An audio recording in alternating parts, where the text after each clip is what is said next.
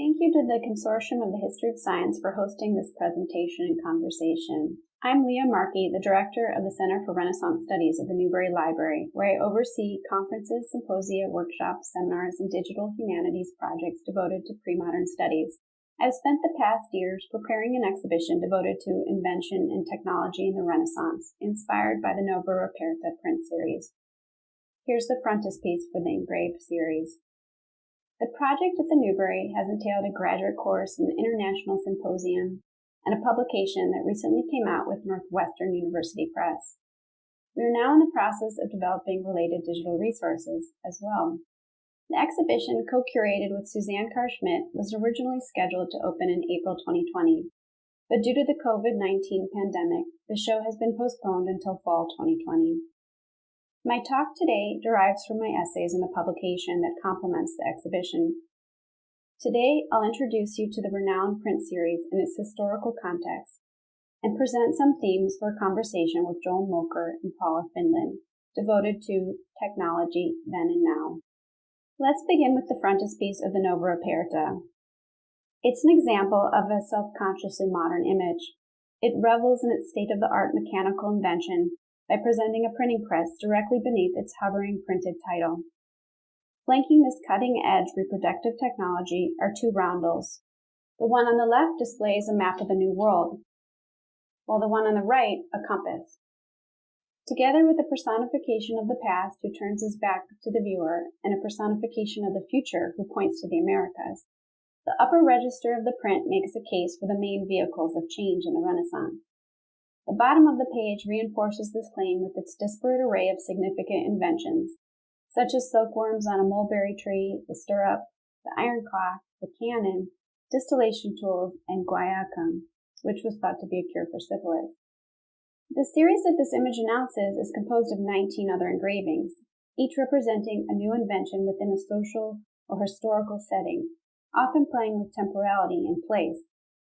The images in this series appear in the following order: America, the magnet compass, gunpowder, printing press, iron clock, cure for syphilis, distillation, silk, stirrups, watermill, windmill, olive oil press, sugar refinery, oil painting, eyeglasses, longitude, polishing armor, astrolabe, and engraving. These fantastical representations borrow imagery from sources as diverse as genre painting, festivals, emblem books, cartography, travel literature, and scientific and historical treatises. It's believed that the first 9 engravings in the series were commissioned first, since they relate to the inventions in the frontispiece. After these 9 engravings, there does not seem to be any hierarchy to the order of the 10 prints that followed, though some of them in sequence relate to one another, such as the watermill and windmill, energy, olive press and sugar refinery connect to the production of substances, and oil painting and eyeglasses connected through visuality. One of the central objectives of this project has been to understand why these unusual prints were made, and how and what they can inform us of the conception of technology in the late 16th century. In turn, we're hoping that audiences of the exhibition will question the role of technology in today's world. In the remaining minutes of this short introductory talk, I'll explain where, when, and why the prints were designed, and then take a closer look at the engraving representing syphilis, before concluding with some discussion topics. As is common in 16th century engravings, the captions on the Reperta engravings make clear that their production was the result of a collaboration between the designer or inventor, Stradanus, the printmaker and publisher, Paula, and the dedicatee or patron, Alamanni. Originally from Flanders, Stradanus, who also went by Stradanus and van der Straat, was by the 1560s a relatively well-known independent artist living in Florence. He established a partnership with the Paula, a family who ran a print publishing house in Antwerp, where most of his print designs, such as the engravings in this series, were produced initially under Philip Paula, around 1591. A quick visual comparison between the engravings themselves and Stradanus' finished preparatory drawings for the prints make clear that the printmakers reproduced Stradanus' drawings with great precision and had minimal input into the content or style of the prints. They did control when the prints would be published, how much they cost, and where they would be sold and distributed. At least 4 editions of the Reperta series were printed between 1591 and 1638, indicating that they were quite popular images. Because of this collaboration with these northern printmakers, Stradanus produced detailed preparatory drawings for the prints, inscribed with notes to the engravers. The preparatory drawings are informative of Stradanus' relationship with his patron, Luigi Alamanni. Luigi Alamanni Fiorentino is named on the Nova Reperta frontispiece as the series' dedicatee. A learned nobleman in Florence who had exchanged letters with such notable figures as Galileo, Luigi was an active member of the Accademia degli Alterati, a small literary academy that developed in Florence in 1569. My research has shown that the Nova Reperta engravings can be linked to specific discussions and texts read at the academy. But Alamanni and Stradanus' idea to create a catalogue of major inventions of the period was not new, but rather evokes a genre of cataloguing novelty dating back to Pliny. We make this point clear in the exhibition, and Paula will be speaking a bit more about this new genre of writing about technology and invention in the Renaissance in her presentation. What is unusual about Stradanus and Alamanni's project is that it is a visual compendium.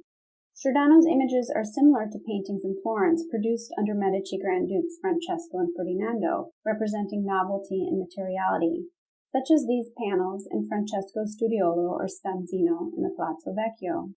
Both paintings and prints were designed to provoke conversation about the changing world of the late 16th century. They both represent a particular classification of knowledge and of man's ability to transform nature. Furthermore, like the studiolo paintings, many prints represent discoveries and developments from different parts of the world, together revealing a global economy. This point about globalization brings me to the syphilis engraving, which in turn will allow us to think about our current situation. Guaiacum represents the sixth engraving in the series. Here, a sick man lying in bed drinks from a cup in a candlelit room. At his side, an attendant administers his medicine. A physician stands over him holding a plant, representing the cure. A painting on the wall reveals an amorous encounter and references the way in which the man fell ill. In the kitchen, in the adjoining room, two women cook up the cure, and a man labors at cutting a piece of wood. The caption translates as guaiacum and venereal disease, and then, drinking that concoction of the tree will relieve the weak limbs weighted down by this disease. These Latin words help to elucidate the representation of the bedridden patient drinking the cure in the image and the role of the guaiacum as the early modern so-called miracle drug. Scholars have related this print to Girolamo Fracastraro's popular poem Syphilis Morbus Gallicus from 1530, a source Stradanus knew well. Stradanus' image should also be examined in relation to the many other texts written about the disease and the drug from the later part of the 16th century, and knowledge of the disease and this cure would have been predicated by events taking place in Medici Florence. By the late 16th century, syphilis was generally believed to be a New World disease, and it was thought that guaiacum, a plant that came from the Americas as well, was the best cure for it. One of the main textual sources for this print was likely a lesson that discusses the use of guaiacum written by Luca Ghini, a botanist under Medici Grand Duke Cosimo I, published posthumously in 1589, just when this print was produced. Guaiacum was considered to be an improvement over the use of mercury, and was taken for a variety of ailments. The examination of the records of ships entering Livorno near Florence shows that the importation of the plant increased throughout the 1580s, just before this print was designed. Syphilis featured prominently in 16th century material and visual culture, and though ineffectual, guaiacum acted as the wonder drug of the late decades and was here considered to be a great invention. So this image provides us with ways to think about the very conception of invention itself. Here disease led to a purported medical innovation. These images can steer us into conversations about the ways in which technological invention can often be accidental or serendipitous, a point Joel has made in his publications. Here is a conclusion. Then I'll introduce three themes that run through the Newberry exhibition that could act as a point of departure for discussion. First, the relationship between the local and the global. In this case of guaiacum, a Caribbean plant was thought to cure a New World disease that was ravaging a local community in Florence. Second, the role of collaboration for invention. Many of the prints in the series represent groups of people making and processing new materials. Finally, the negative impact of some new discoveries. The complex invention of gunpowder epitomizes this theme. So I'll conclude here and introduce our next speakers. Paula Findlen is the Ubaldo Pierotti Professor of Italian History at Stanford University, where she also serves as the director of the Syphilis Center for the history of philosophy of science and technology. She's the author of numerous books, including Possessing Nature, Museums, Collecting, and Scientific Culture in Early Modern Italy, Merchants and Marvels, Commerce, Science, and Art in Early Modern Europe, and in 2019, Leonardo's Library, The World of a Renaissance Reader. Joel Mokyr is the Robert H. Strotz Professor of Arts and Sciences and Professor of Economics and History at Northwestern University. He studies the economic history of Europe, specializing in the early modern and modern periods. His recent research has been concerned with the understanding of the economic and intellectual roots of technological progress and the growth of useful knowledge in European societies, as well as the impact that industrialization and economic progress have had on economic welfare. He's published widely, including A Culture of Growth, Origins of the Modern Economy, which won the Alan Sharlin Prize of the Social Science History Association. He serves as editor-in-chief of the Princeton University Press Economic History of the Western World book series. Thanks, Leah, for that lovely introduction. And it's a great pleasure to be here today talking with you about Renaissance inventions on paper and reflecting on the wonderful exhibit you've put together on Stradanus and his world and how it makes us think about ideas about invention and discovery and entrepreneurship during the 16th century. So I wanted to just start by reflecting a little bit in broader context about what we see when we look at Stradanus's Nova Reperta, right, his new discoveries around 1588. What kind of image of the world has he put together? And as always, we start with the most famous of these images, which is the image of the frontispiece, the image of the 9 items that he assembles together in this: America, the magnet, gunpowder, the printing press, the mechanical clock, guaiacum, this marvelous wood from the New World to cure syphilis, the art of distillation, the silkworm, and of course the humble but absolutely transformative stirrup. So what is it that these 9 items are designed to tell us when we put them together visually? Well, what I would like to do is to reflect on them in light of some of the work that I've been doing on Leonardo da Vinci, and to think about the way in which these visual images, right, of invention and discovery might be juxtaposed to the images that Leonardo offers us of some, but not all of them.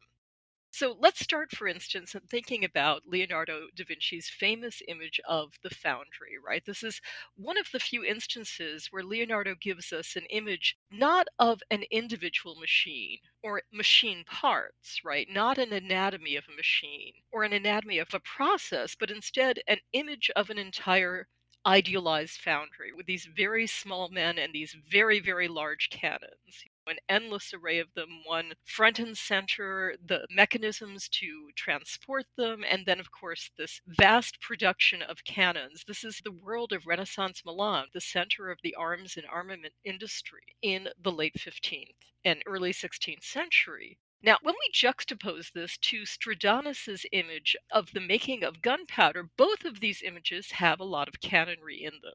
But Leonardo's goal is, of course, quite different than Stradanus's. It's not to celebrate what you put inside the cannon, but it is really to think about the making of the cannon itself, the making of this object that is depicted on the frontispiece of Stradanus's Nova Reperta, but also, of course, then in his specific depiction of gunpowder. For Leonardo, the cannon is all about the Sforza horse. It's all about a whole set of other things that he is trying to make and cast. Works of art, these military technologies are all part of his world as a Renaissance artist and engineer.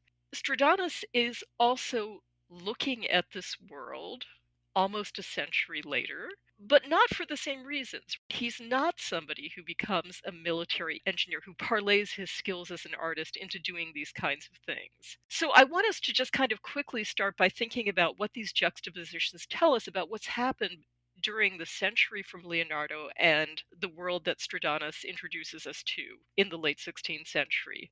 Now let's look at Stradanus's depiction of his iron mechanical clock, of this partly assembled clock, of clockmaking as one of these great inventions and discoveries, not obviously of the 16th century, but of the 13th century.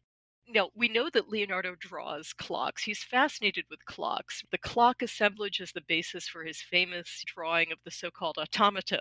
So here I've juxtaposed Leonardo's drawing of one of the most famous medieval clocks, Giovanni Dondi's astronomical clock from a previous century. And here we see Leonardo drawing the mechanism that give you the movements of Venus in relationship to the sun. And what I want to point out from this specific image is the way in which Leonardo is doing something that Stradanus never does. Stradanus gives us the idea of the parts. When we look at his image of the mechanical clock, we certainly see lots of machine parts that go into assembling this kind of clock on the ground, inside the clock itself. It's being assembled at the center, in the background, in clocks that are being adjusted, where the escapement is partly open. But what we don't see him doing is lovingly focusing on anatomizing the machine, which is the characteristic feature of what Leonardo does, right? He anatomizes machines. Famously, in a different drawing that also is another clock drawing, Leonardo gives us the spring coil mechanism. He really shows you this is one of his most beautiful machine drawings. Simple but full of information in how he visually captures the spring coil and its relationship to the tooth gears that, of course, will make the clock work. Instead, of course, when we do a close-up of parts of the beautiful engravings that Gall and his workshop do in Antwerp of Stradanus's drawings, we see the mechanisms, sort of. We see enough of them to get the idea. Clearly, Stradanus has seen what the inside of a clock is, but is he really interested in how it works? I don't think so. I think that is a fundamental distinction between Leonardo and Stradanus. And then lastly, the other juxtaposition I want to offer you to just continue with us thinking with Leonardo and Stradanus together is water mills. Leonardo is, as we know from the Codex Leicester, obsessed with water, obsessed with how water works, obsessed with all the technologies related to water. And both of them provide images of the water mill. So let's look at what Stradanus does. Stradanus gives us a scene of activity, right? A scene of all the things that are going on around the water mill. He wants to show us the water mill the way Leonardo shows us the foundry, but never shows us the water mill filled with people who are doing business, who are making things, using the harnessing of this force of nature to do all these things. What Leonardo again wants to do is to show us all the mechanisms, to show us the machine together, to show us the parts, to allow us to follow the design of each and every crank and gear and screw, the turning of the screw. You can almost see the wheels working.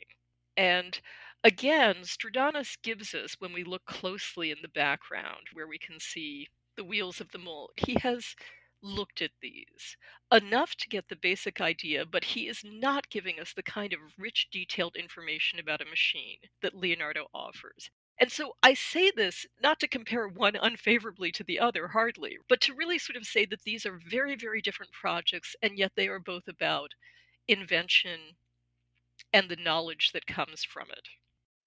Now, I mention this also to say that Stradanus's sources, I think, in what he puts together in his collaboration with his patron Luigi Alamanni, are much more textual than visual. And in fact, there's a reason we spend a lot more time talking about the text that informed his images in the Nova Reperta, because we can see a literal relationship between early texts like Giovanni Tortelli's De Orthographia, this very early discussion in the midst of definitions of words, Greek words that appear in Latin texts and how we understand them. And when Tortelli arrives at the word for clock, we've just talked about clocks, he then launches into a discussion of 24 inventions since antiquity, 24 medieval to early 15th century inventions. And he then tells us, from this, we may conclude that we can find new names to new things. We can fit new names to new things, as the ancients continually did. We have to keep finding new words for all the new discoveries, the new knowledge, and the new inventions that we have. So for him, this is a very textual and philological humanist enterprise of discovery, as it also is for Polydor Virtual half a century later in his book on discovery that's first printed in the Latin original in 1499 and becomes quite a bestseller. And I think there are something like over 30 editions by the mid-16th century. This is a book in wide circulation and in many translations. And I want to draw everyone's attention to the fact that this Italian edition that I'm showing you here is published in Florence in 1587. So right before the moment that Stradanus is putting together his Nova Reperta. This is not an unlikely source to literally juxtapose to the making of these marvelous images and their engravings. And again, Polydor Virgil is the first person to put together a massive encyclopedia. You can read the English translation that Brian Copenhaver did wonderfully some years ago in the Tati series. And it's mostly about not modern, but ancient inventions. It's an archaeology of inventions. It's sorting out all the various nebulous and conflicting things people have said about inventions. And then Virgil reserves a final chapter for the modern inventions. And he clearly is a reader of Tortelli. So he mostly replicates not the entire list of 24, but enough of it. And then he adds in 3 new inventions, 2 of which will probably make you laugh. For those who don't know the text, one is the beret, the other is long hose, so 2 fashion inventions of the late 15th century. And then the last one, not surprisingly, is the printing press. And as Virgil tells us, there are many inventions, both old and new, whose authors are unknown. But he, of course, is at pains to make sure that we know who the inventor is of the printing press, not the beret, not the long hose, but the printing press. And he tells us what he knows about Gutenberg and why he should be known.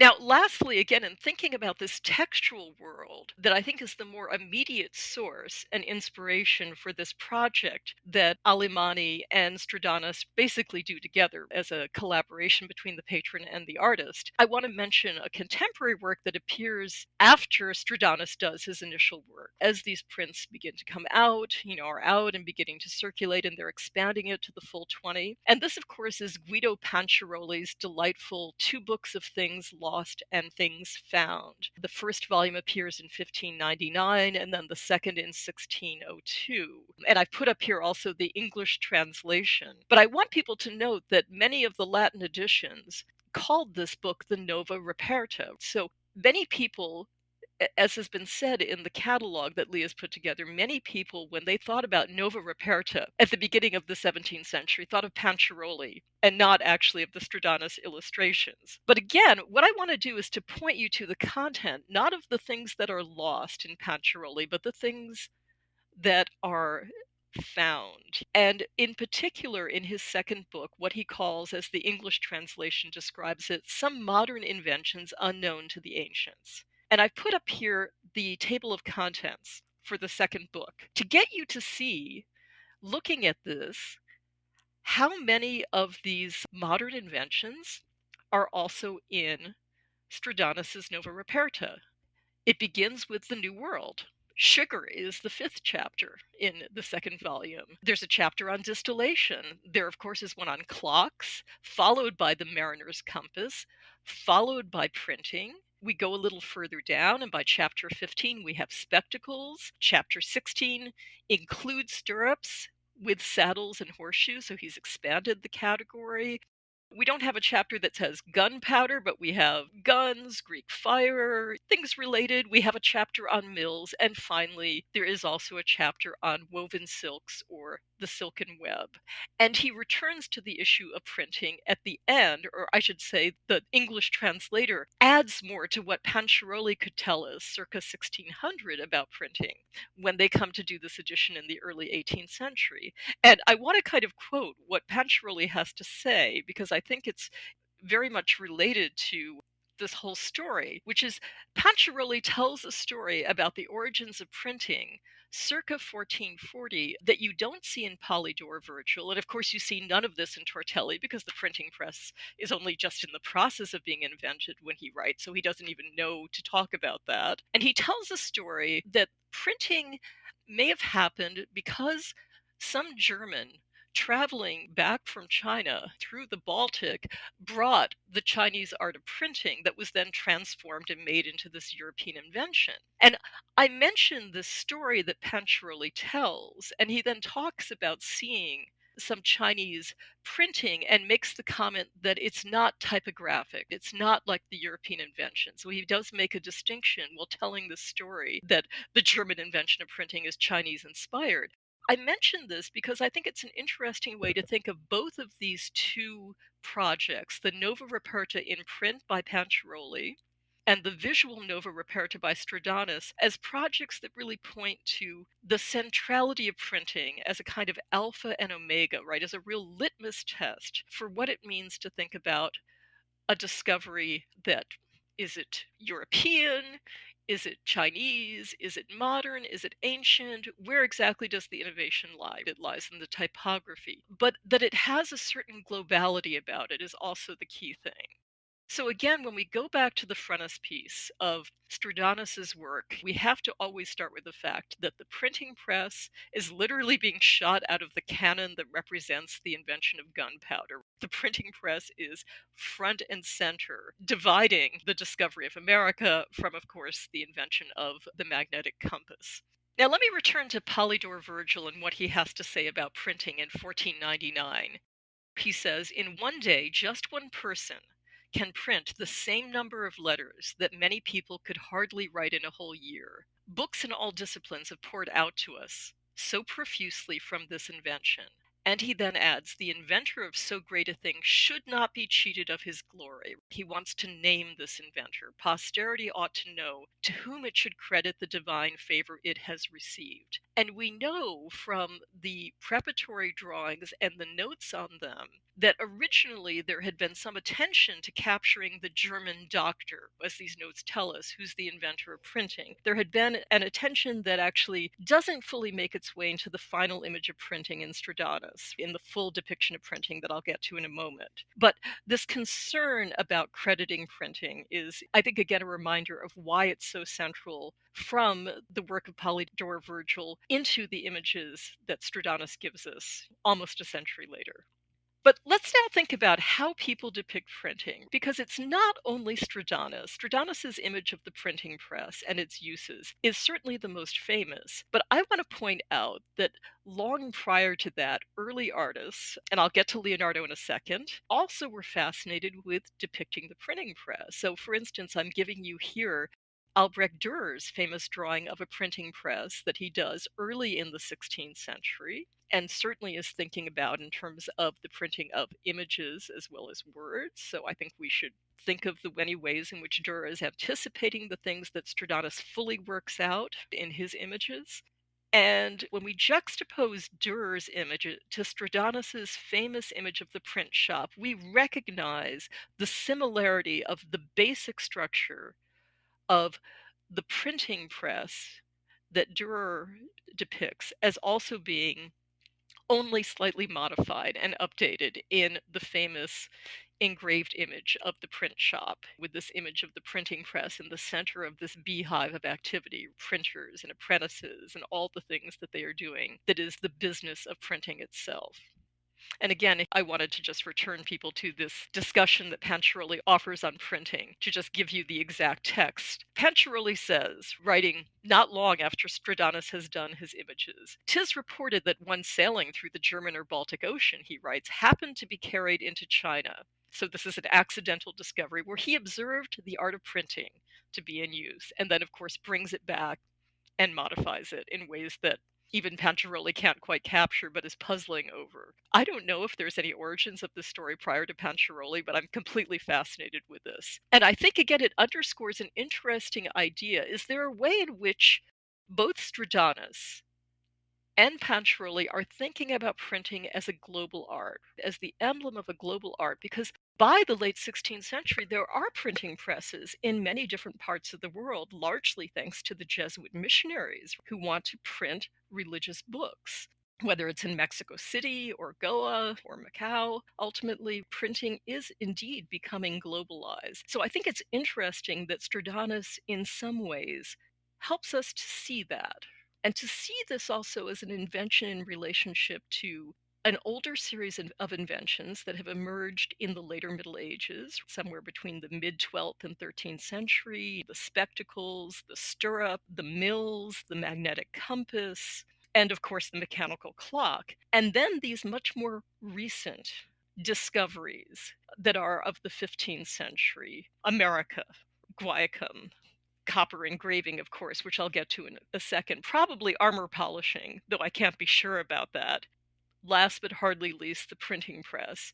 Longitude is an interesting one because longitude is more like what Panciaroli would say, a desideratum, a wish list item, something we hope to eventually have, but we are working on. We have begun to work on it. So it's interesting that longitude ultimately will also end up in Stradanus and Panciaroli's projects as something in process, a task not yet accomplished, but something everyone is hoping for because it's entangled with all of these other things that they have done. All right, now I want to turn to, of course, the other side of the alpha and omega of printing, which is the fact that Stradanus's most important innovation, besides visualizing the print workshop in this very complete and fascinating way that he does, is to end his entire series of 20 images with his image of the art of engraving. And so Stradanus gives us this fabulous image that is not in any of the textual accounts of invention and discovery. Virgil doesn't talk about it. Panciaroli, if he talks about it, it's buried somewhere in the discussion of printing. So to my knowledge, it's certainly not a separate item that he singles out, because this is the artist side. This is something that if Dürer was doing this kind of project, he would have done as well, right? He would have immediately said the art of engraving is one of the most important things that comes out of the printing press. It's not just the press, but it's also how it has transformed and allowed us to discover new ways of making images. What I want to conclude right now with my remarks on how we can contextualize Stradanus is I now want to return to Leonardo and his own interest in image making, and yes, his interest in the printing press, which is something I've been thinking about quite a bit since I did this exhibit last year on Leonardo's library. So I want you to keep in mind the image that Stradanus offers us of the art of engraving, where we see the paper being pressed and pulled through on top of the metal copper sheets where the engraving is done to create the images from the inked sheets. Okay, so now I'm going to give you the earliest of the images. There are two of them where Leonardo draws a printing press, and he does this one when he's still in Florence. It's in the Codex Atlanticus. And so what do we see when we look at this particular image? We see way over on the upper far left, the upper carriage of the screw press in some detail. Then we look closer to the center, and we now get this kind of fairly complete drawing of some kind of press. We can see that there is a sheet of paper between the platen and what is presumably a moving table. So there's been some attention to really looking at the details. We see this big lever, and then we see at the top something rather puzzling, a big, large toothed gear. So yeah, this is one of Leonardo's visual anatomies. Circa 1480, he is visually anatomizing the printing press. And as he so often does, he gives us a short note. The note below the picture of the upper carriage of the screw press says simply this: this screw needs two spiral shafts, one below, the other above. That's it.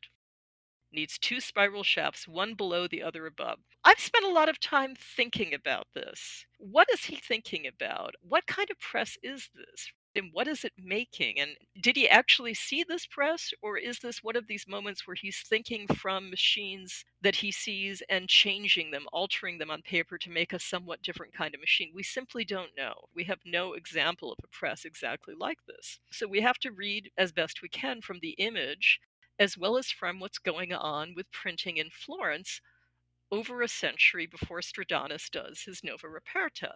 That large toothed gear, is it there to increase the speed, the pressure, the uniformity? It's probably something like that.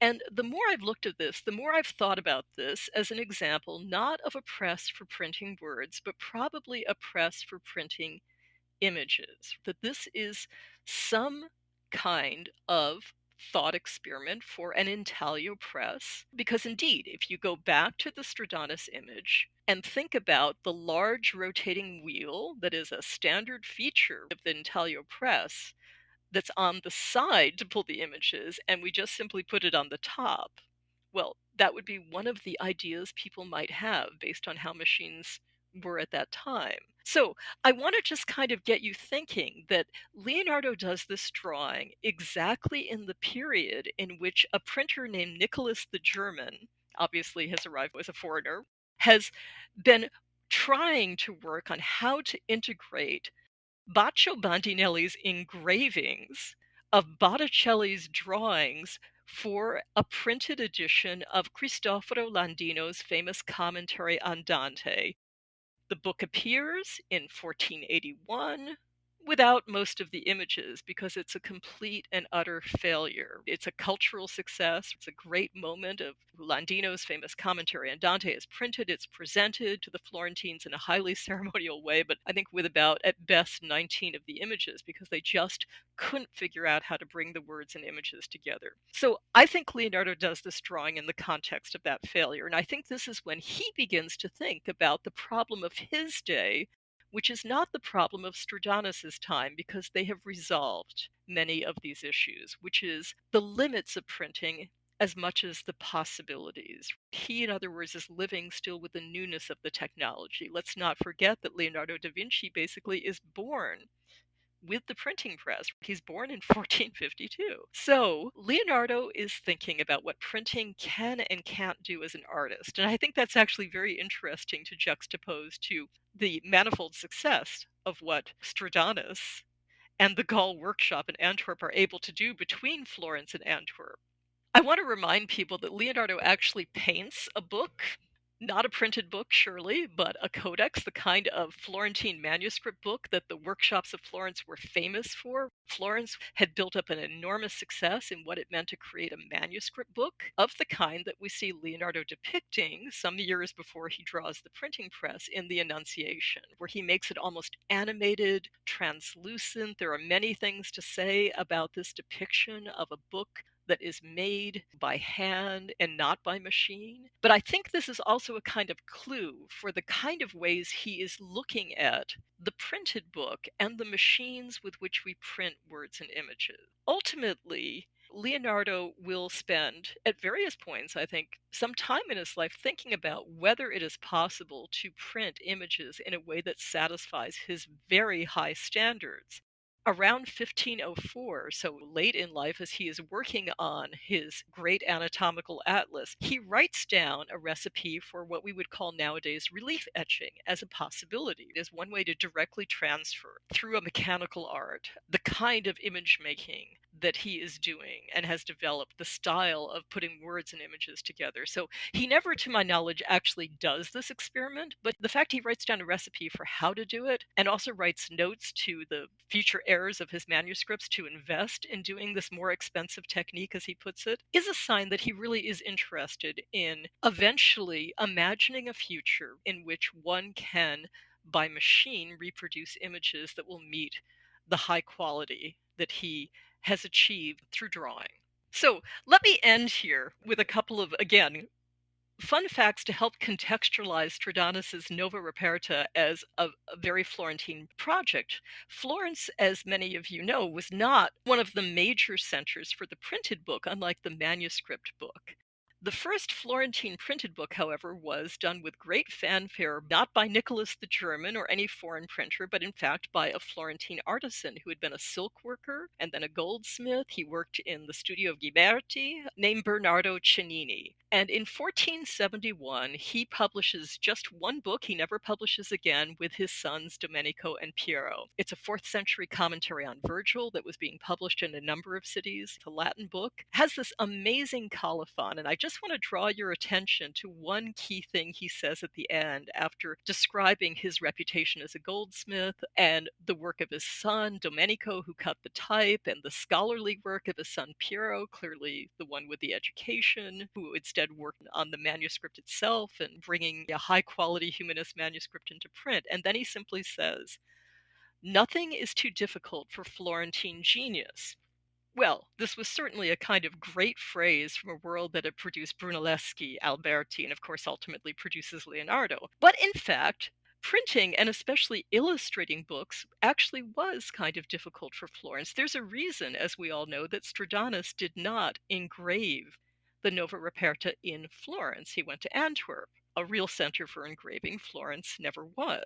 So, in fact, there were challenges to Florentine genius, and they begin in this early decades, right, of the arrival of print. And as it turns out, there is a continuity to that story. They are not fully resolved in Stradanus's time, to the extent that even with his project being exceptionally Florentine and celebrating Vespucci and generally presenting Florence as a city full of entrepreneurs and entrepreneurial ideas and ready to embrace and channel and harness all sorts of discoveries. This is the Florence that's going to try under Ferdinando to found a sugar colony in Brazil some years after Stradanus does his prints. It's a Florence that is importing tons of guaiacum. It's a Florence that, of course, has long invested in the spectacle making industry, which was an important industry for them. Not as important as silk, obviously, or olive oil for that matter. These are all examples of Florentine inventiveness. Printing is not one of them. This is the kind of hollow story, and especially the printing of images. So let me end here by having you look at what Leonardo says about printing in the work that we know today as his treatise on painting, the writings that are assembled after his death on painting into this treatise. And he says famously, painting does not produce endless children, fiore infiniti, as printed books do. She alone is unique, and never gave birth to children who are exactly like her, and this singularity makes her more excellent than those that are published everywhere. And I've juxtaposed the Mona Lisa as the example of the singular painting that he surely has in mind, without, of course, specifically referring to any painting as he does here. But he's not necessarily saying that printing isn't good on its own terms, but in this paragone, in this comparison between painting and printed things, right? Printing produces endless children, lots and lots of the same thing. But the painting always has the potential to be unique. So this for me is the essential tension for Leonardo, is how to bring that uniqueness. How can a machine in some way be faithful to the uniqueness of not just a painting, very complex, but even a drawing, which is the problem he's really trying to work out and never fully resolves. Let's compare this to the inscription at the bottom of Stradanus's work on his image of the print shop, where he says, printing books, just as one voice can be heard by a multitude of ears, so single writings cover 1,000 sheets. So now, of course, again, that multitude, the multiplication that printing produces, is a positive thing. It extends reputation. It's not just, of course, about writings. Ultimately, we know the image of the print shop, besides the frontispiece of the Nova Reperta, has been probably the most reproduced image ever out of Stradanus. More people know that image than they know the name of the person who created it, in my opinion. It's on the cover of Elizabeth Eisenstein's The Printing Press of an Agent in Change. It's on the cover of Print Quarterly. It's, in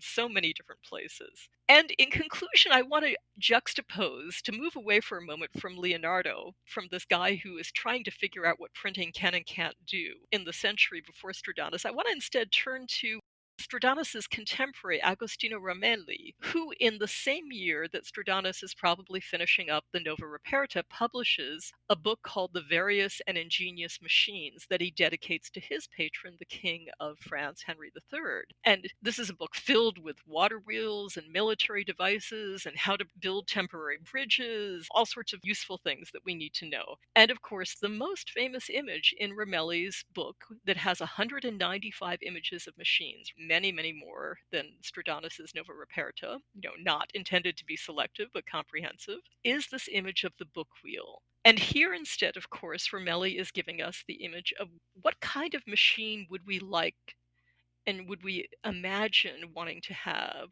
to read more efficiently all those infinite children, that 1,000 pages. And he says, this wheel is made in the manner shown. That is, it's constructed so that when the books are laid on its lecterns, they never fall or move from the place where they are laid, even as the wheel is turned and revolved all the way around. So he's solving a problem. Because if instead they're static, they're going to just fall off, and this will be a completely useless device, an exercise in scholarly vanity. Indeed, they will always remain in the same position, he writes, and will be displayed to the reader in the same way as they were laid on their small lecterns, without any need to tie or hold them with anything. And then he shows you the escapement and he says, get a master artisan who really understands this, and he'll be able to make these wheels from my specifications. So he is much more interested, like Leonardo, in giving you that machine drawing and showing you how to, even from a somewhat idealized portrait. So I end this by just getting you to think about how to see Stradanus between the age of Leonardo and his anatomizing of machines, and focusing on some, but not all, of the discoveries that we see in Stradanus's Nova Reperta, and somebody like Agostino Ramelli, who embodies the way in which books of machines become a popular genre in the late 16th and certainly the 17th century. So again, thank you very much for the invitation to be part of this project, and I look forward to further discussion. Joel Mokyr is the Robert H. Strotz Professor of Arts and Sciences and Professor of Economics and History at Northwestern University.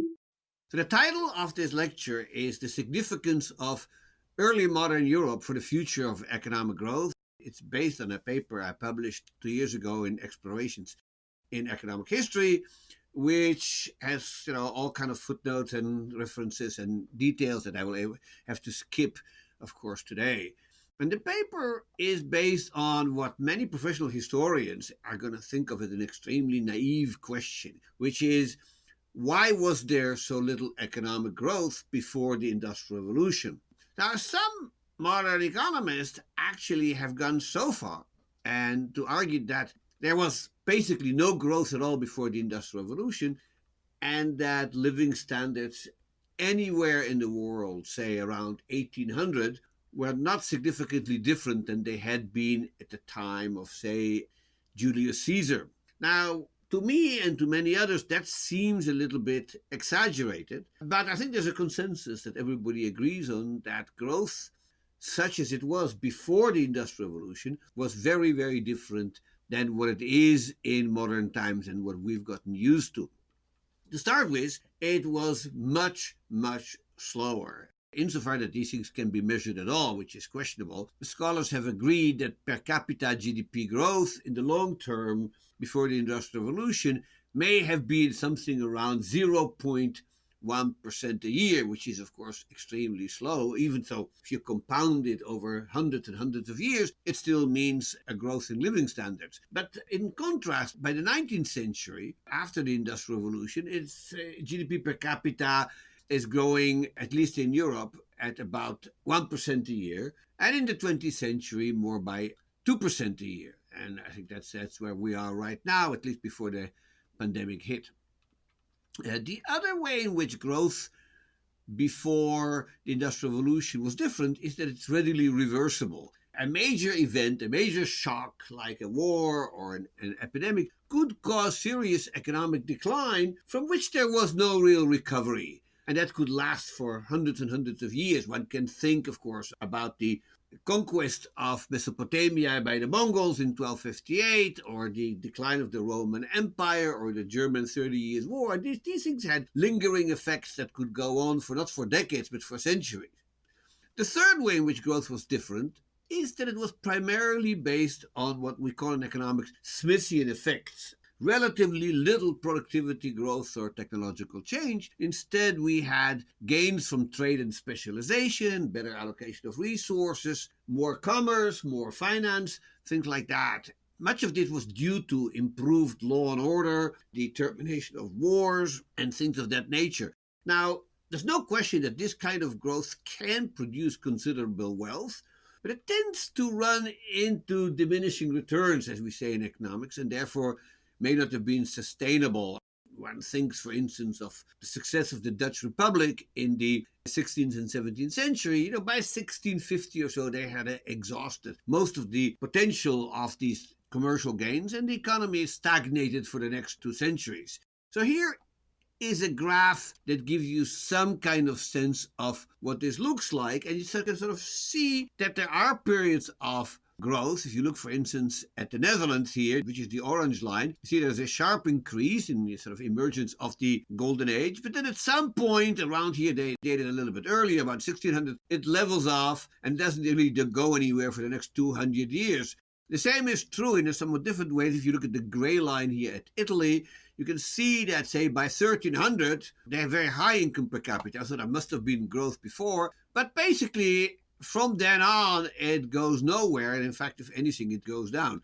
The big jump up, of course, is the blue line, which is Britain after the 17th century. And that already starts to look at the effect of the Industrial Revolution. Of course, we could talk at great length about what's happening to China here, which is the green line. We'll have to leave that for another time. But what I'm really interested here is the question of what kind of mechanism prevented economic growth from starting much earlier. A couple of schools here, and I'm just going to mention them and not start arguing with the details because that would take too much time. But most economists, I think, are still adhere to the notion that before the Industrial Revolution, it was really all Malthusian and the result of the sort of iron law of wages, meaning essentially that population growth will negate any kind of productivity growth, because as soon as income goes up, fewer people are dying, more people are born, and so population growth occurs, and that will undo the higher income in a sort of almost dialectical fashion.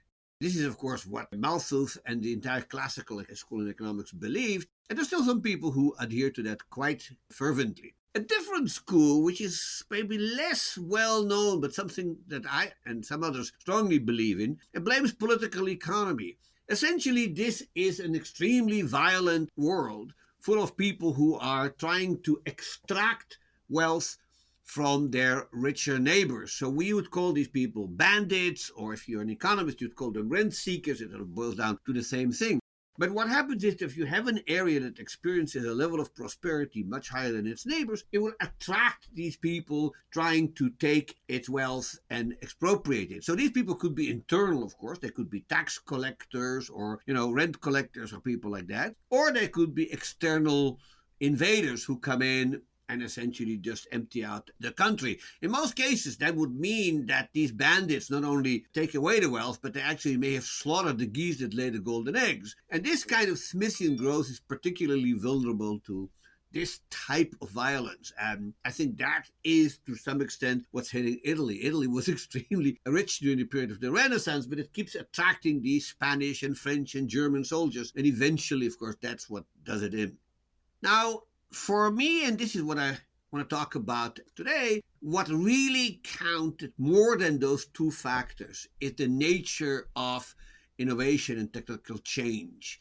It is, of course, the big thing that changed during the Industrial Revolution. Now, there's no question that humanity had always been inventive. Okay? In the Middle Ages, were in fact a period of major advances in many areas, and I've written a book about this, so I could talk about it at great length. But it's also true that this progress never reached the point in which it could affect economic growth. It was always in small industries, very slow advances, and it's based on things that are still important, but maybe not the only thing that matters now. But it's all based on sort of intuition, experience, serendipity, learning, and essentially just slow cumulative minor tweaks and improvements, which eventually tended to level off. Now, there are some, so-called big inventions, of course, none bigger than the invention of the printing press in the 1450s, but that's not the rule, essentially. That's maybe the exception. And I hesitate to put it in a dismissive way, but it's fair to say that the people who invented stuff at this time essentially had no clue of why the things that they got to work actually were working. Okay, and so here is a quote I'm very fond of. This is a world of engineering without mechanics, a world of iron making without metallurgy, farming without soil science, mining without geology, water power without hydraulics, dye making without organic chemistry, and medical practice without microbiology and immunology. Modesty prevents me from attributing this quote, but I think it does capture a little bit of the nature of technological progress at the time, with, a few minor exceptions. And so what then happens during the Industrial Revolution, or during the period of the Industrial Revolution, is the following. Sustained economic growth becomes possible when all of those three mechanisms disappear. The Malthusian mechanism begins to weaken, and eventually, of course, it's basically gone. Conflicts between nations haven't quite disappeared, unfortunately, but their nature has changed and they've become less predatory. But what I want to talk about is the third factor, namely the change in the nature of invention due to the exponential growth of useful knowledge. And that's where we come into the period that we'll be concerned with today, and that is that I'm submitting to you that between 1500 and maybe a little bit earlier, maybe 1450, we can quibble about that, and say 1700, something begins to change in a specific part of the world, and that is in Europe. And what's happening there is, to put it very crudely, is it dawned upon more and more people that what they call useful knowledge, and which we'll call science and technology, could and should become the key to growing prosperity.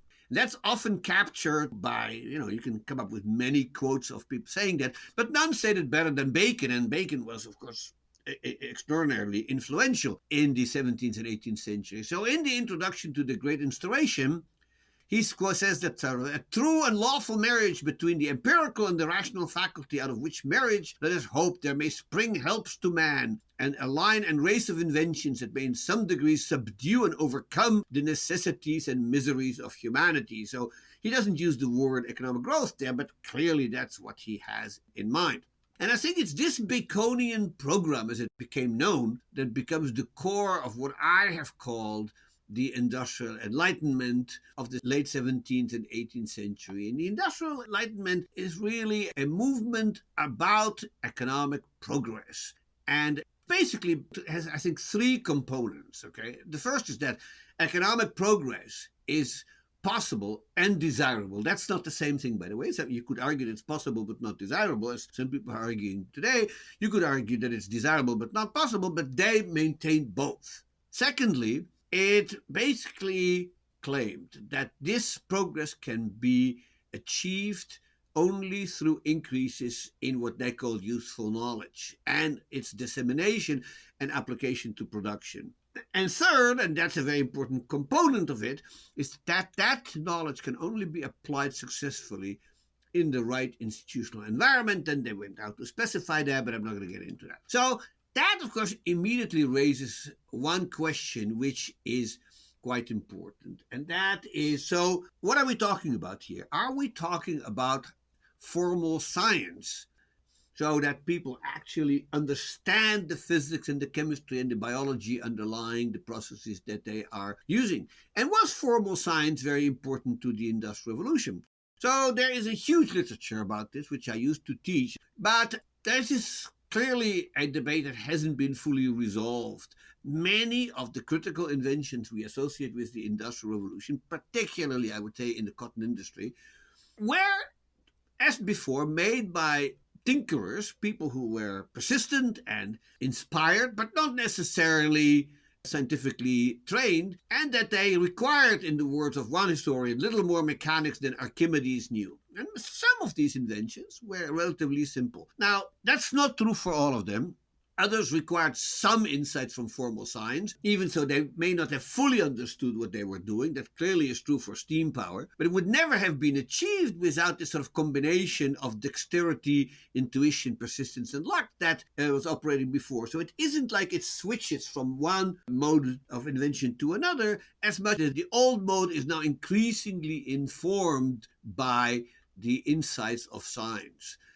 And now, just maybe one or two more remarks about this, okay? First is there is enormous variation, industry to industry and technique to technique, about the importance of science. In some areas, and this has been well documented, science really mattered. For instance, for gaslighting, which came online in the first years of the 19th century, you needed a field called pneumatic chemistry. There is the bleaching of textiles.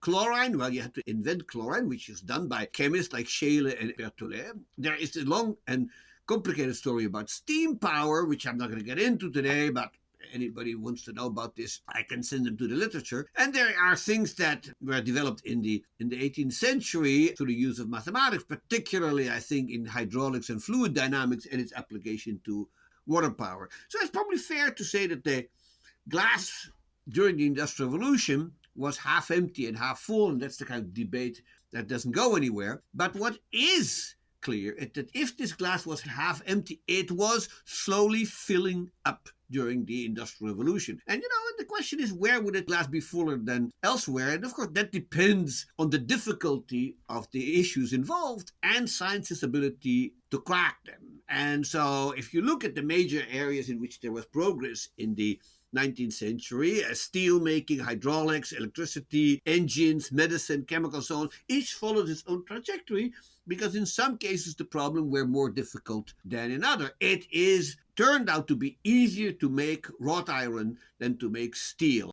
So wrought iron is cracked in 1785 and steel not before 1860. That's the kind of story that we have to look at. What is no longer in doubt is that regardless of whether they were successful or not, people believed firmly that the problems could be solved by more and better useful knowledge. And that, I think, is the impact of the Baconian program. Now, it's also fair to say that science is more than just knowledge of natural phenomena and regularity.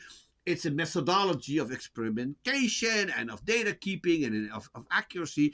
But it's also sort of a cultural mindset that convinces more and more people that nature follows well-defined rules and that these rules can be understood and then deployed by people. And so one more remark about why this was successful, and that is, it's not enough to just talk about science as such. What we have to stress is what I call the great complementarity between natural philosophy, that is to say what I call science, and practical arts, which we would call artisanship or technology. And of course, even if you had the insights from science, you had to be able to have the skilled artisans who could build what was on the blueprint, scale up models, and make these machinery or instruments not once or twice, but over and over and over again. And so that basically creates some kind of continuum between people who knew things and people who made things. A distinction that I have made and I think is still useful, but it's clear that a lot of local knowledge was created by what some historians have called mindful hands, or you might just as well call them handy minds. And so the distinction between technology and science is more blurry than our minds would like them to be. And it's fair to say that knowledge was produced by a continuous range of people struggling with these issues. And a lot of knowledge is accumulated by what we may call practitioners. Okay, so we look at architects, physicians, clockmakers, surveyors, botanical collectors, that kind of people. They all created this kind of useful knowledge, and we don't really have to choose. If there had been no skilled craftsmen and engineers, particularly in Britain, I would say the great inventors that Victorian hagiographers were so fond of would never have succeeded. So Watt would not have been able to make his machine without Wilkinson and Murdoch and others who sort of did the hard work for him. That said, I insist that if all Europe had was good and skilled artisans, there would have been no industrial revolution, because then we know that by 1500, when the Europeans start exploring the world, they discover brilliant artisans all over the world, in China, in Japan, in India, the Middle East. These were producing many goods that the Europeans had no clue of how to make and wanted desperately. And yet artisans alone did not give China or Japan an industrial revolution. They had to import that from Europe. And so let me give you two examples of this sort of collaboration between what we call technology and science. Some of it were actually concentrated in the mind of one person. So here's one such person. This is René Reaumur. These are his dates. So very much a prototype industrial enlightenment person, I would call him. He's trained as a mathematician, so obviously theoretically strong, a leading lifelong member of the Académie Royale. But if you look at his writings and what he was interested in, there's a whole list of very practical issues that he is concerned with. Iron and steel. He's one of the first to suggest actually the chemical properties of steel in the sort of odd nomenclature of phlogiston chemistry. He was talking about porcelain and glazing, which was on everybody's mind in the 18th century, entomology and pests, and there's significant in agriculture. He talked about the feasibility of glass fibers, how to make paper from wood, on and on and on and on. So this is obviously a scientist with strong interest in technical issues. But there's also a social dimension to that, and here's the most famous example of that. This is the Lunar Society of Birmingham, think this picture is made up by a painter who wasn't there, but that hardly matters. You can see the moon in the background because they met only at full moon in Birmingham, and the guy on the right wearing the yarmulke, I think, is Erasmus Darwin, who was actually a scientist and the grandfather of Charles. And the others are sort of a mixture of applied people like Matthew Boulton and scientists and so on and so forth. So this is clearly where theoretical knowledge or scientific knowledge and practical knowledge or technology meet and collaborate. So just to summarize this, what I think is critical here is that where modern economic growth generated was through a combination of attitude and aptitude, as I like to call it, okay, culture and skill. I should add, perhaps, that economic progress, of course, also needed this institutional environment I talked about earlier. You needed contract enforcement, you needed decent and honest government, a whole list of things that all came together. And they all came together more than anywhere else in Britain, say in 1750 or 1800, and the rest of history. It spread to Europe and the rest of the world. Not all of this was for the good, I hasten to add. In many ways, this thing had many victims, but it's also true that in the end, I think the world today has experienced economic progress that was beyond anyone's wildest expectations. And despite the setback of the last few months, this will go on for a foreseeable future. And so just to sort of predict a little bit of what this means for the present and future of economic growth, I think this set of conditions that we're talking about and were laid down in the 18th century are still very much in place today. And to understand this, here's a quote from Alfred North Whitehead, now a century old almost, but he basically makes the point that the Industrial Revolution invented the method of invention by realizing not just the potential of science as a storehouse of idea, but coming up with the imaginative designs needed to bridge the gap between a scientific idea and production. And what he means by that, I think, is that increasingly what we observe is that people were curious to know how and why techniques worked the way they did, and once they did, making further progress on it. So here is sort of one classic example. We think of the Industrial Revolution being represented by the steam engine, and of course this is well known that the people who built steam engines actually didn't understand precisely the physics below it. And that this only happens in the 19th century. Here is the sort of famous step forward on this. This is Sadi Carnot's Réflexions sur la puissance motrice du feu, in which he for the first time proposed what later became known as thermodynamics, which is the science that explains steam engines. And so it's interesting then that it's not so much the science that explains the steam engine, it's the steam engine that explains the science. Now, that's not always the case, but this kind of back and forth is what creates the engine of modern economic growth. And so the reason that that's the case, and that sort of takes me into sort of making a little bit of a rash prediction about where technology is going, is that it isn't just that there's some kind of simple-minded linear model in which science leads to applied science and leads to technology and so on. But of course, there is the main important feedback between technology and science. And for me, that feedback is still fully represented by what Derek Price has called artificial revelation.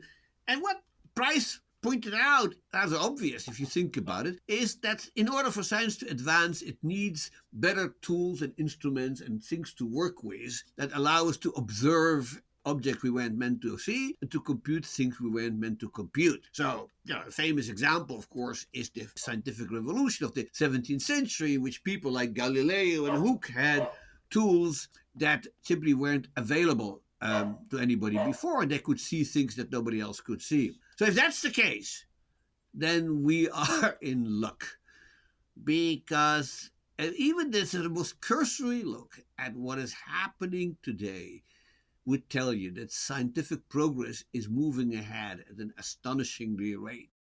In large part, not because we are smarter, I don't think we are, but we have better tools. We have tools that weren't imagined even a generation ago, okay? And so you go anywhere in any scientific journal, and God knows there are tens of thousands of them, and you realize the things that people are working with. They're working with things that 20 years ago nobody would even dream about. And machine learning, genetic editing tools, microscopes that keep getting better and better, allowing us to see things at the molecular level, unimaginably powerful computers that can not only compute things that were uncomputable before, but also store vast amounts of data, which is, of course, what you need for machine learning, and lasers, which have turned out into be an unbelievably useful scientific tool. Now, given all those tools, it seems to me that it's impossible for science not to keep advancing at an ever faster rate. And so I think one of the lessons of how we came to be where we are is that we're still basically doing the same thing, only better. And so from the point of view of useful knowledge, and just that point of view, I think the future looks very promising. And those views that say, everything that can be invented has been invented, or what is the latest term people like? The low-hanging fruits have all been picked. That's the term that some pessimists are using. I think that's all nonsense. I think we're just getting started. That said, I think we all understand, if you've been alive for the last 10 years, that we could screw it up. And rather than going into detail, here is one statement made a century ago, which must be the understatement of the millennium by one of the greatest intellects of the 20th century. And that's sort of a good summary of what's institutional progress versus technological progress. This is the closing paragraph of The Future of an Illusion. And what Freud says is, while mankind has made continual advances in its control over nature and may be expected to make still greater ones, it is not possible to establish with certainty that a similar advance has been made in the management of human affairs. Indeed. Thank you very much. Hi, I'm Leah Markey from the Newberry Library, and I'm here today with Paula Findlen from Stanford and Joel Mokyr from Northwestern. Hopefully you've heard our presentations already. We're here now on June 18th to discuss technology then and now in relation to the upcoming exhibition at the Newberry devoted to Renaissance inventions, Stradanus's Nova Reperta engravings. So just to remind you of the print series that this exhibition is focused on, I'm showing you the frontispiece of the Nova Reperta that Paula and I spoke about briefly.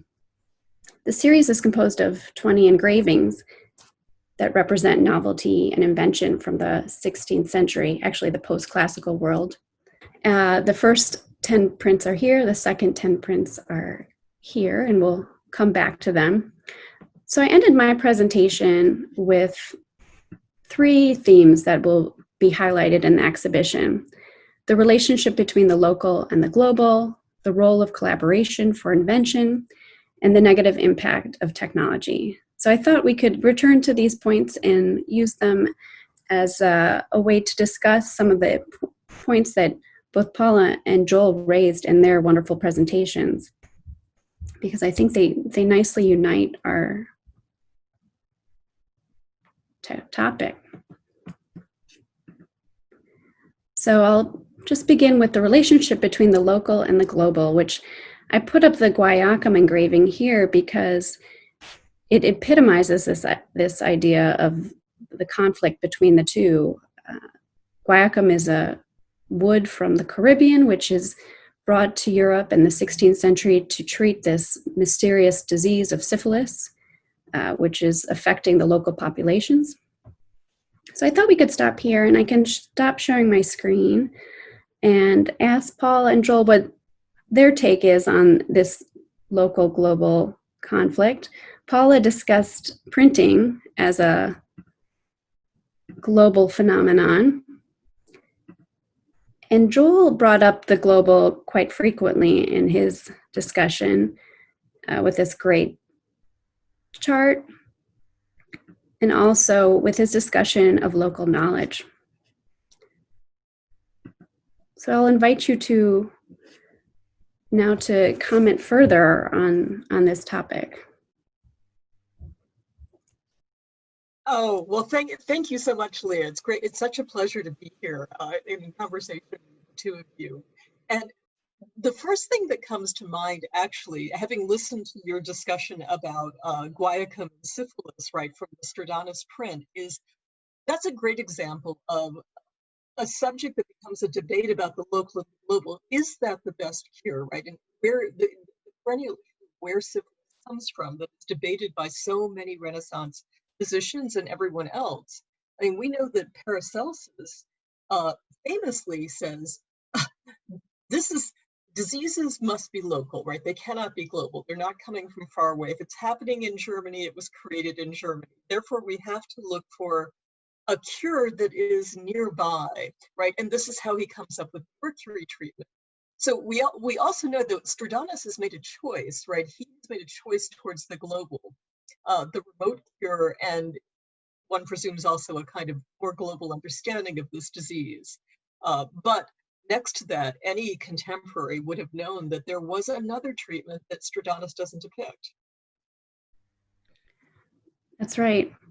So I just maybe I'd like to generalize that just a teeny tiny bit, and point out what economic historians have been saying now for a very long time, and that is that 16th and 17th century are really the great era of what we call sort of ecological imperialism, in which the voyages that Europeans started making around the world lead to an absolutely incredible exchange of plants and animals and ideas between all continents. And what we see happening at the local level in Europe is a whole bunch of foods and drinks that are imported from places very far away, all of a sudden start popping up as normal part of consumption. People start sitting in coffee houses, eat potatoes, smoke tobacco, eat polenta. I mean, all of those foods and drinks and other customs are part of this, Columbian exchange. That it is sometimes named, maybe not quite appropriately, of course, because a lot of it is actually coming in from Asia. And we're not just talking about this tree that's supposed to help you against syphilis, but we can think of this sort of cinchona bark that was brought in from South America, which helped against malaria, which actually did work, I think, a little bit better. It wasn't perfect, but it was the sort of substance that helped against quinine. That was used later as quinine, I'm sorry. And what is striking, and I just want to point this out because you mentioned the global, is that it isn't just Europe that's affected, but in fact, Europeans are actually moving stuff around between other continents. They are importing cassava into Africa and peanuts into China, and all of a sudden, within a fairly short period as these things go, some form of I would almost say ecological globalization is taking place and is affecting local consumption patterns everywhere. If I could just follow up for a second, something that occurs to me that we could throw into the conversation, Leah, and in response to Joel's, is also to ask this question: is so what aspects of European technologies get imported, and what sort of patterns do we see there as well? And I want to offer, of course, the example of firearms and the way in which they are famously basically retro-engineered, right, in Japan. That's a very famous example. And the other one is, of course, the printing press, right? The centerpiece of the Stradanus. The printing press is being put on ships and reassembled in Mexico City, in Japan, in Goa, in Macau. It's traveling the commercial and the missionary network. So when we look at maps of the printing press in this period, you look at there are these dynamic maps, say the University of Iowa has done, of the growth of the printing press. And it's always struck me that they tend to sort of show you the rapid growth within Europe, and they tend to not show you the fact that it actually continues beyond that in the 16th century. Mm-hmm. The printing press, it's not everywhere. It's where Europeans travel and are investing in projects of faith and knowledge. Yeah. Right? And therefore they want to translate and print the word of God. That usually is the first reason that you have the printing press. Or you want to print a Nahuatl Spanish dictionary, which is an example of an early printed book in the Americas, right? And it's quite quick. I mean, it only takes about a century. but it is still a century. I mean, so we're also supposed to be talking about, technology then and now. And so I wanted to ask you as well, how is the local and global change today? Is there a distinction to be made? Maybe this is more of a question for Joel, but if we bring it into contemporary times, it seems to me that local knowledge becomes global immediately. Yeah, I mean, that's unfortunately or fortunately, depending on how you look at it. That is, of course, quite correct. I mean, in principle, it isn't all that different. It's only faster, much faster. In fact, it's very often instantaneous, and it's hard to know if that's the good news or the bad news. I must say, in some ways, it's the good news, but then you start looking at the lightning quick spread of the COVID-19 virus, and you compare that to the very slow movement of diseases in those. Well, eventually they got there too, but things are slower. It is totally clear that what is happening today, I mean, regardless of the backlash against globalization, it's sort of here to stay. It may be modified, it may be qualified, but essentially, what is true in the modern day, and this is a statement which I'll probably regret making, but I'll make it anyway, is if something is invented somewhere, it is invented everywhere. And that's a bit of an exaggeration, of course, but you know what I mean. I mean, somebody comes up with a good idea. It's impossible to keep it effectively secret. And the idea spreads all over the world, and people respond to it. And so the distinction between the local and the global is sort of slowly getting to be blurry. And the big cultural question of our age is, to what extent will we able to maintain our local features? And in some sense, I think the backlash against globalization, which we're now experiencing, is an attempt by local customs, local culture, local habits, and so on and so forth, to protect themselves against this sort of McDonaldization of the world. That's been going on for a long time. I actually don't think there will be complete homogenization of the world, but clearly the world will become more homogeneous than it used to be. Again, I'm not sure if that's the good news or the bad news. But there we are. Maybe we should take a moment now and think about the agents of change.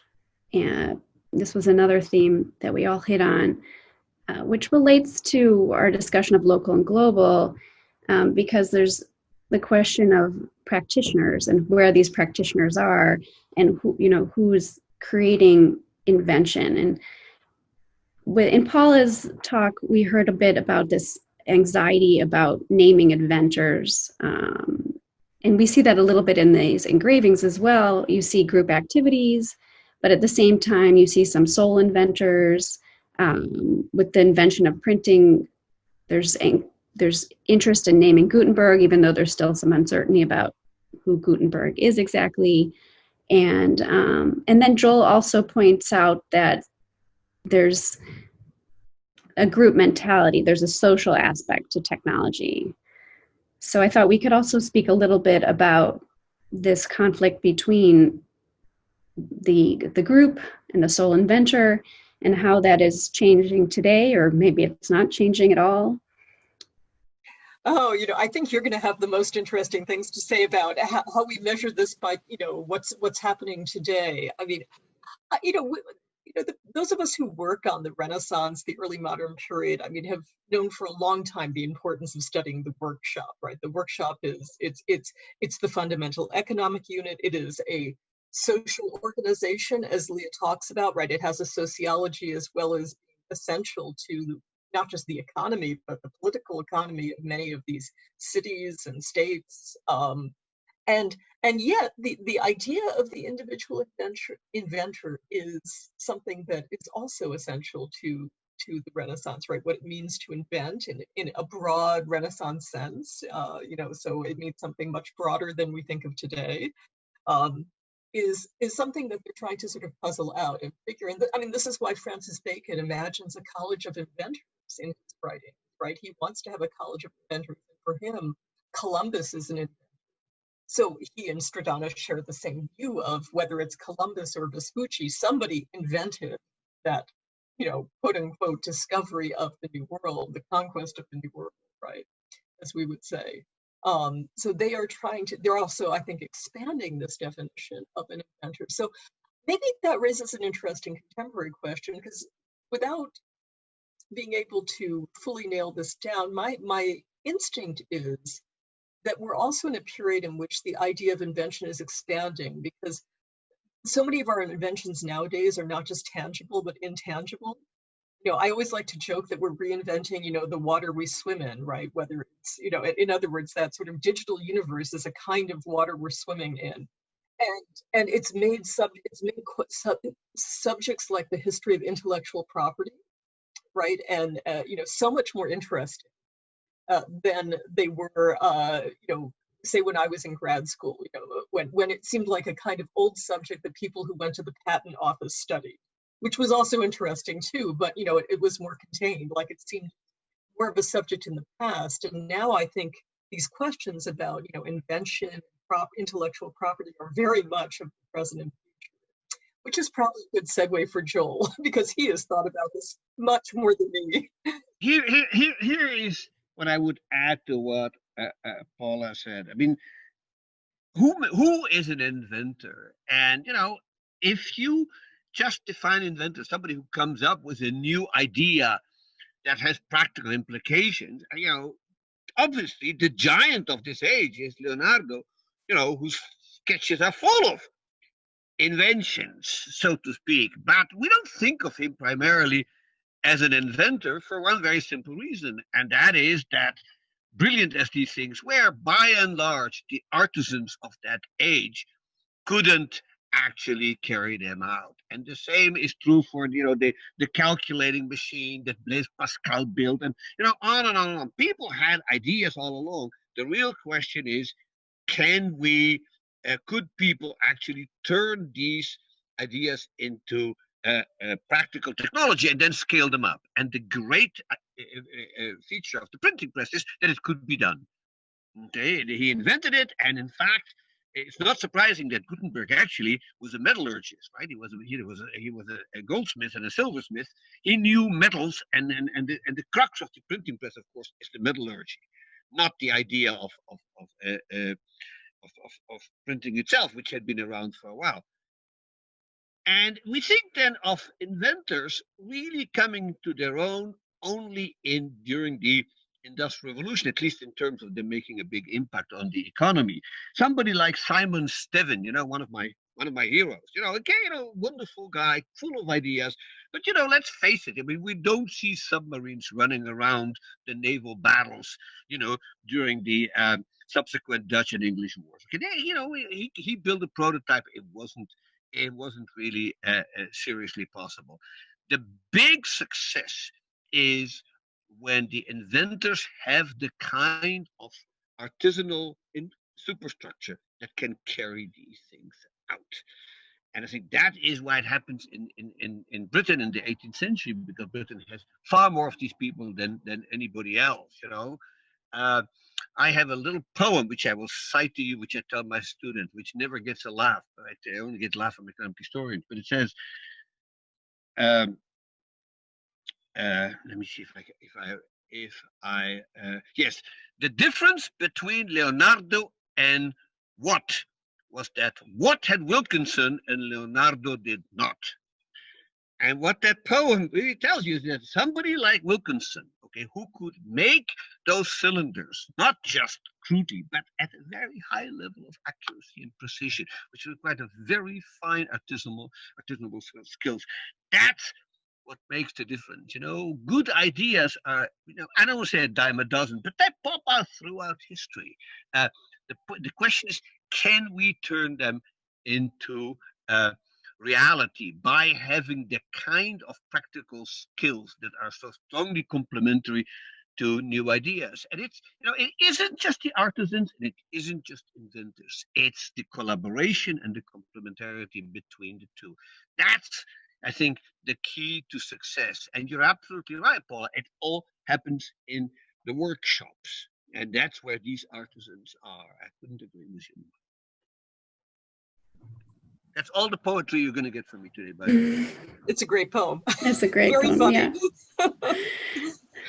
So one thing that really surprised me about your presentations is how very positive they were. Because what strikes me about the print series is how it's celebrating these inventions in a way, but at the same time, it's pointing out a lot of the negative aspects of technology, clearly in the gunpowder image.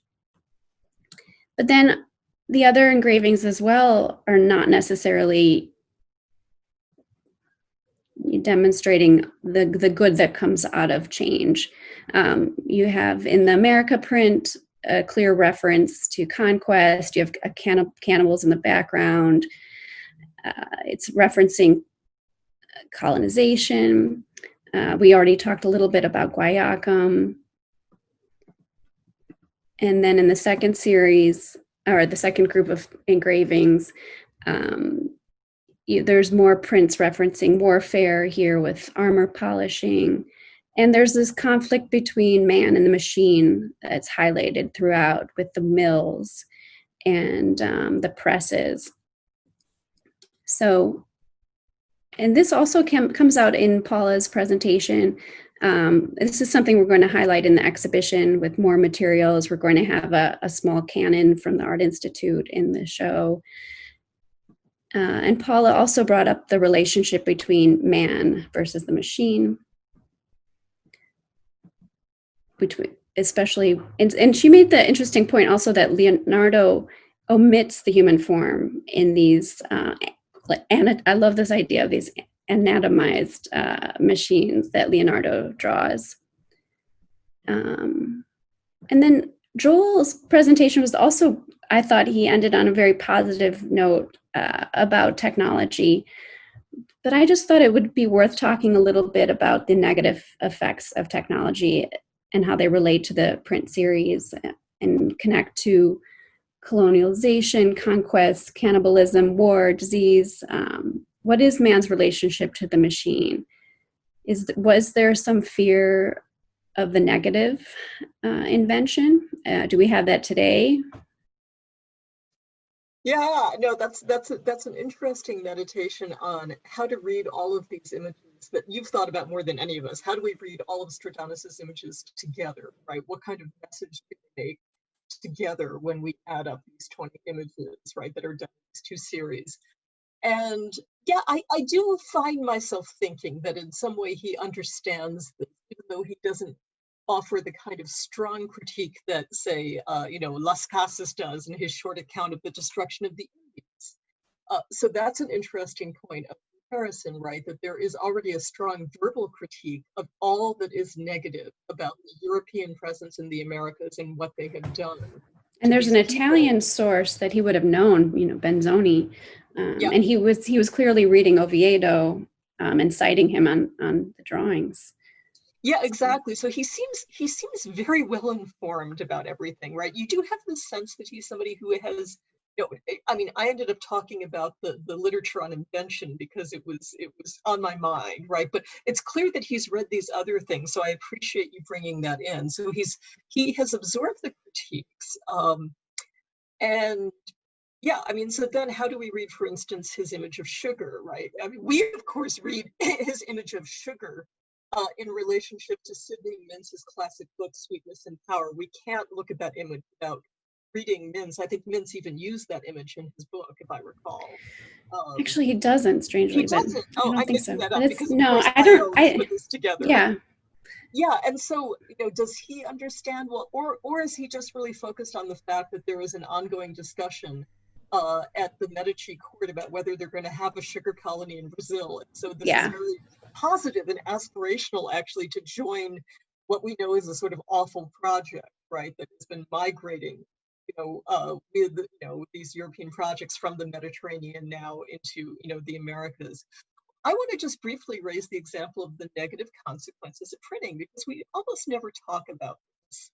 And I have a long-standing fascination with resistance to print culture. Years ago when I was in grad school, I took a course with Roger Chartier when he was doing all his, just incredible work right, on that he's still doing on printing. And I began this conversation with him because I said, I'm fascinated with these people who choose not to print. Why are they doing that? Are they resisting?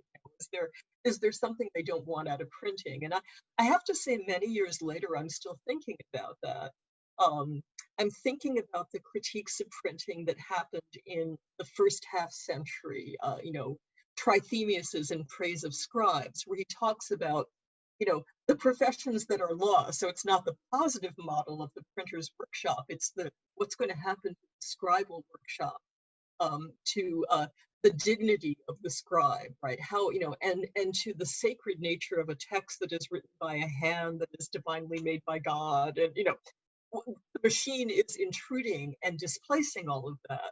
So that's one negative. The other negative, and this is one I think Stradanus and his contemporaries certainly is, the negative reaction to the content that came forth from the printed press, right? And getting all this sort of controversial knowledge into a broader reading audience. We're in the age of the beginnings of the mechanisms of Catholic censorship, right? The index of prohibited books has now been established for a few decades. The Roman Inquisition and many local inquisitions are taking an interest in controversial knowledge, and they see the printing press as the engine, right, that facilitates greater access to controversial ideas. And so, the idea of the Catholic reading list is emerging, right? Yeah. So printing for that group is absolutely controversial.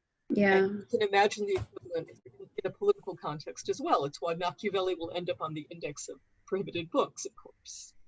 So those are a couple of ideas. I'm sure Joel will add some others as well. Yeah, I think you're right, though, that there's this anxiety about information overload that we're still experiencing today, too. And that Joel actually, when he just earlier in our conversation today brought up this concern about the homogeneity of the world. Maybe you want to speak a little bit more about that as well. And may I say something about the negative effects of the printing press, which, of course, I'm aware of the resistance to it, and the most striking case of successful resistance to the printing press is, of course, the Ottoman Empire, which for centuries was successfully able to ban any printing in either Arabic or Turkish languages. And the only printing press that were out there were printing press that were run by Jews and Greeks, printing with their alphabet. And so they resisted it. And I would say, on balance, that probably contributed to the sharp decline, and even until the present day, the rather pitiful state of science and literature in the Islamic world, or certainly in the Middle East. I don't want to generalize too much, into Africa and Indonesia, but certainly in the Middle East, you look at the number of books published in places like Egypt and Jordan and Lebanon and so on. And, it's compared to the population controlling for income per capita and literacy and so on, it's really pitiful. And so I think one could generalize that and say the following. By definition, every invention has unanticipated consequences. Or what Edward Tenner called the bite back effect, right? So something happens that nobody thought was going to happen, and now all of a sudden, look what it's doing to us. Okay, so the mother of all bite back effect, of course, is global warming, in which people start to burn fossil fuels, not having the foggiest idea. Say, oh, this is great, this is cheap, because there's a lot of worms and so on and so forth. And now all of a sudden, we're all scratching our head and said, well, in 1850, let alone in 1700, who knew that this, what burning coal and peat and so on and so forth would do to us? Okay, so this is, I say, the nature of technological change. If it didn't have unanticipated consequences, it wouldn't be a real invention. So I once made a list and tried to find out any invention that didn't have this feature. It's very hard to find it now. In some cases, you can sort of say, on balance, you compare the costs with the benefits, and you say, God, I wish we hadn't made this invention. You know, asbestos is my favorite example, but or the introduction by Thomas Midgley of leaded gasoline. I mean, there are few inventions where you really go, man, had we only known, we would have never done this. With leaded gasoline, actually, they knew, but had a different story. Anyway, but by and large, this is, I would say, the inevitable price for progress. And the alternative would be to do what the Japanese did after 1600. You just try to close yourself off as well as you can from the rest of the world and hope nobody comes knocking on your door, which of course eventually people did, and trying to ban Western technology as much as they can. In a way, that's what the Qing Chinese do as well, also much less successfully. In the end, these strategies are self-defeating, not because they're inherently bad, but because the rest of the world doesn't follow them and the gap keeps increasing. And that too is a consequence of globalization. The Chinese empire fell not because it was inherently bad, but because after 1840, Europeans start showing up and increasingly weakening the empire, and the same is true everywhere else. So this is the world we live in. This is maybe not the world we would all like to have, but that's how things worked out. Well, maybe that's a good place to end. This is the world we live in. Mixed response with every invention. There's both a positive and a negative side that we're stuck with in some ways. Do you have any other thoughts or points you'd like to conclude with before we end our conversation today? Well, I think in a way, to return back to Stradanus, I mean, you've got me thinking about to what extent he really also is basically saying that this is the world we live in its good and bad consequences. And, here is what it looks like. Mm-hmm. Here's what it looks like. Here are some, not all, of the core ingredients. And look how they have accumulated since the 13th century, right? Which is roughly the earliest, roughly the stirrup, for instance, that's roughly the earliest, right? He's picking a world that starts in the Middle Ages. So, he's giving us an allegory of invention, but he is also giving us a portrait, right, of the world that they have created. Mm-hmm. And yes, some of the building blocks that are going to be carried forward into the world that Joel talks about, that are going to keep accelerating and keep continuing to accelerate the pace of these changes to the point that it finally does, as Joel understands very well, much better than I do, become something entirely different, right? Yeah. These are core ingredients that then, at a certain point, combine with other things in a different context than Stradanus himself is focused on. He's not thinking about England. Francis Bacon will think about England. He's not thinking about England. But yeah, then it's going to become something different. This is going to, as you say, going to take a while. But maybe we're at the beginnings of that process that will eventually, it's the tinder that sparks the flame, something to that effect. Yeah, one thing we're really hoping to ask our audience members of at this exhibition is, what are today's Nova Reperta? If you had to choose your 20 technological innovations since Stradanus's list, what would they be? And how would you represent them today? In what medium? So this is what we're really hoping to get at through this exhibition as well. And because they're in engraved form, they're in books. How would we present the Nova Reperta today, and with what objects, with what people and things? May I just end up with one more reflection of something that I'm trying to, the point I'm trying to make wherever I get a chance to have a captive audience. And now people think of me as some kind of technological optimist. In fact, you said so yourself. And I don't want to, not going to go out on a sort of note of unbridled optimism in this sort of dark age, and point out something that I've sort of noticed in economic history, having been in the field now for half a century. And one of the things that's quite striking is that we always speak in the words we use. We talk about technological progress. It's always technological progress. There is a built-in assumption there that there is a trend. There is, a non-stationary process in which things are getting better, largely because technology, for give or take, is sort of accumulative. And so, we keep adding to it, and so it gets bigger and bigger. We never talk about institutional progress. We talk about institutional change. And I think this reflects sort of an almost subconscious notion that we think technology is getting better, but institutions aren't. That we really, there are periods when they get better, then they get worse, then they get better, then they get worse. But on the whole, we don't see a trend toward, better government, better institutions, more freedom, more civil liberties, blah, blah, blah, blah, blah. We can debate whether that's actually the case, but certainly that's the presumption.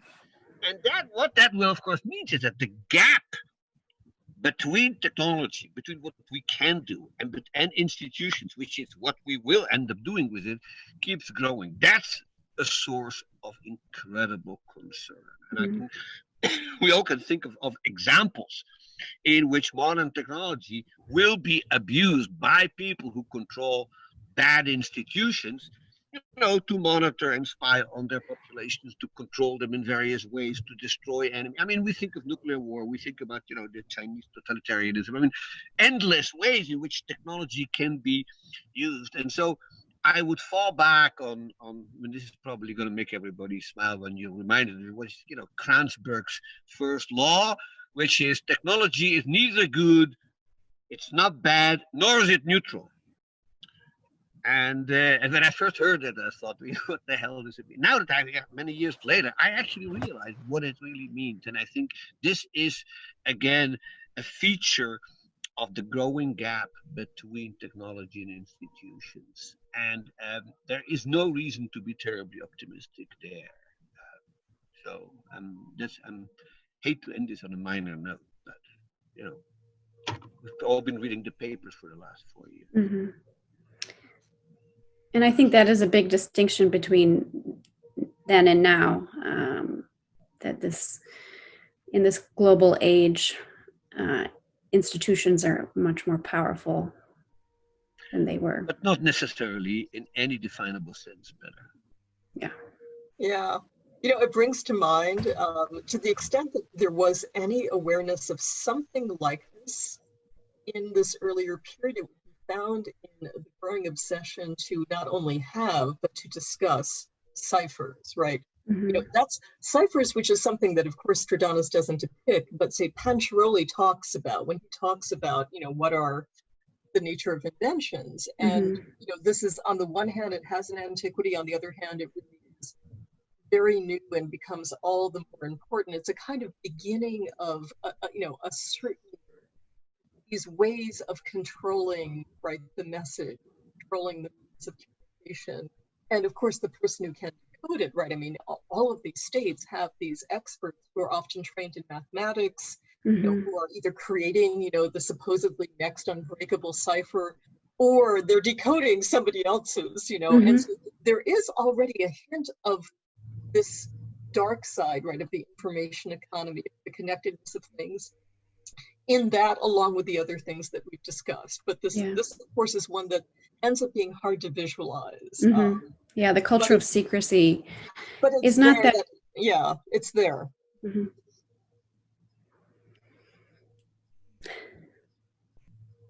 Okay. Well, I just want to thank you both for this wonderful conversation and for your beautiful presentations. I hope we will all meet together in person someday. And I'd love to give you the opportunity to see the exhibition as well. When does it start, Lee? Hopefully in the fall. So it's when scheduled. Was it supposed to have started? It was supposed to open in March, or no, April. We were ready in March, and it was supposed to open in mid-April.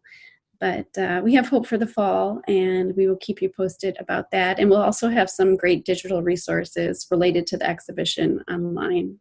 So, yeah, I hope that I get to see it. And I also want, of course, it's nice to put in a plug that Leah has done. For those of you listening, Leah's done a fabulous catalog with a set of colleagues. So this, I assume, is going to be available, for Yeah. purchase fairly soon, right? Yeah, it's that actually came out in March. So our book is out. Oh, that's and wonderful. and it's an incredible collaboration with wonderful scholars in the field, an interdisciplinary look at the engraving. So Great. yeah.